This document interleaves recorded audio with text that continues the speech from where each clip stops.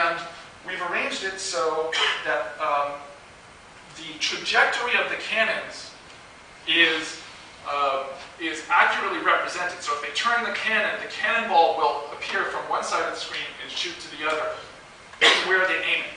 So this would be true interactivity because it's been programmed and it's totally automated and it's not puppeteered by us. It's basically at this point it's on its own. So I want to talk a little about the production aspect of any project like this. Starts with development. So we have a very short film where members of our team are going to quickly talk about their parts in the development stage of this process, as well as their part on the rest of the team.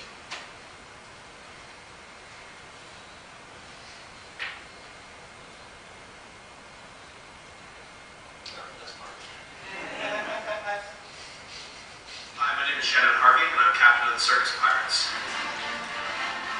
Here at ETC, we're working on a virtual interactive scenery piece to go behind live children's circus and a big top up in all of the Vicky South Wales. The circus performance will combine our virtual scenery with their physical feats, and it should be quite fantastic. No one's ever really done anything like this before, something that combines video game technology, videos, and live theatrics into one hodgepodge of information. It should be a pretty fantastic experience, and we're very excited to be involved with it. I'm Cameron McCadden, and I'm working as a modeler and a writer on this project. And I'm excited about it because we have a ton of really creative people and an extremely short deadline. And if it comes together and we make this work, it will be so spectacular, it's going to absolutely rock. Hi, I'm Michelle Glenn. I'm the lead texture artist on this project. As a lead texture artist, I'm working on creating photorealistic textures for every scene in this world. There's about 8 or 9 scenes, and there's things ranging from open sea to docks to jungles and beach. So there's a lot of work involved. We have over 200 models, and they all need to be textured. Plus, they all need to be on a wide 3,000 pixel screen. So there's a lot of challenges ahead, but really excited about this project. I've never done a show this big before, let alone with a circus. So can't wait to see it all put together and running. Hey, I'm Patrick Donahue. My role in this project is lead modeler and designer. Basically what that means is I go through and I double check every single asset that's created for each scene in this world. What I'm looking forward to is pretty much just having a job well done. One of my favorite things is to see a project from, idea from concept and see that through to the very end. And the fact that 90% of what's happening up here is based off of my opinion is pretty exciting. I'm Chris Hanbury. I'm one of the programmers on the Spaghetti Circus team. Specifically, I'm focusing on programming the different ways that people can interact with the content on our screens, or programming so that there's the illusion that people are interacting with what's on the screen. And hopefully, by doing this, we'll be able to blur the line between the real world and the virtual world for the people who are watching our show. And that's why I'm excited about this project. Hi, my name is Tim Metz, and I am one of the writers as well as the cutscene video director on this show. I have written and directed 3 commercials so far for the show that will be used as segues between the various circus acts, so also into the DVD of the show. And I am excited about this just because I've never done a show of this size and scope, and I think that it will be a tremendous experience. So last week, we have Mark Barrett, who's off in Korea representing piracy in Korea at a game conference there where he's talking about narrative and game design. My name is Shannon Harvey again, and I'm the producer of this team. Wanted to go through, as we said, we've just gotten through this big development phase, and this is a midterm presentation, but our project was so heavily front-loaded that all of our assets were literally at about 96% of all of our project is essentially done. We're moving into phase 2.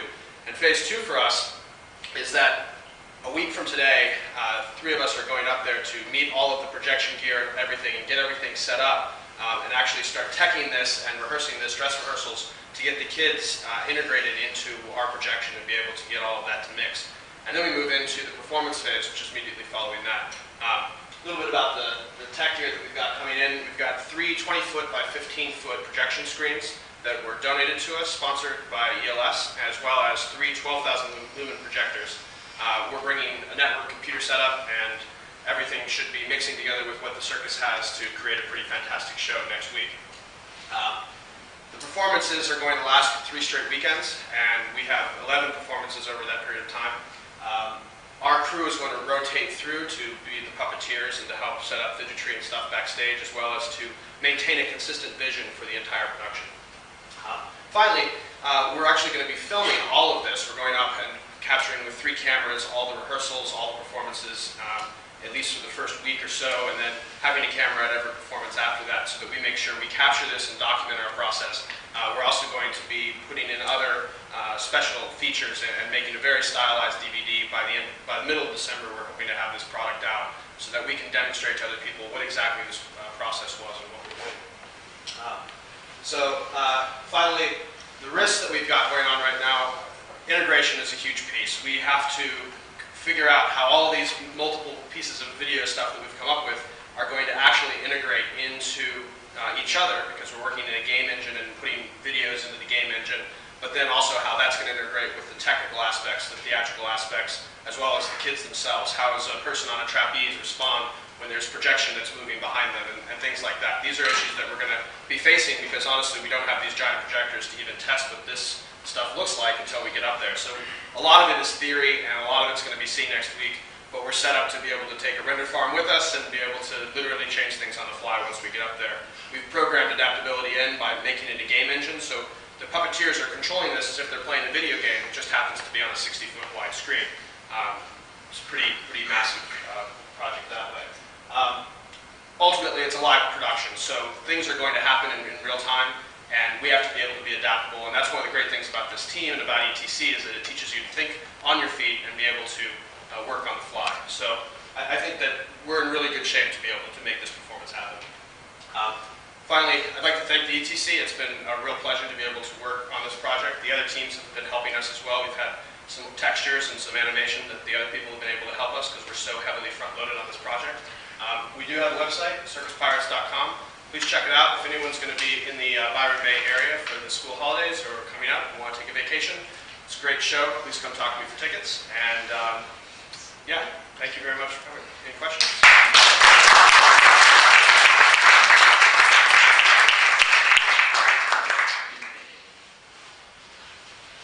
Do you want to come up?